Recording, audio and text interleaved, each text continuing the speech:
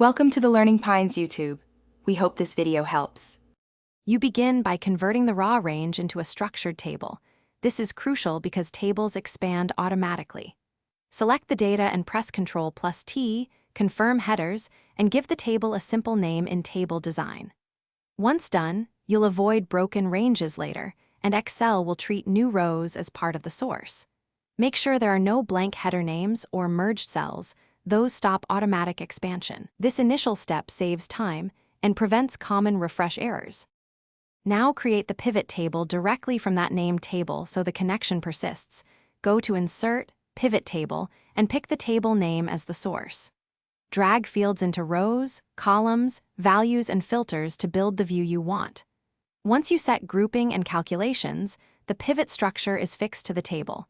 That means when rows are added, the pivot can pick them up. Make sure any calculated fields or manual layouts are finalized before automating refreshes.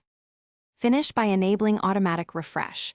Right-click the Pivot Table options, check Refresh Data when opening the file. This handles new sessions. For instant updates while the workbook is open, use a tiny VBA worksheet change handler or load data via Power Query and enable background refresh. This forces the pivot to update as rows are added.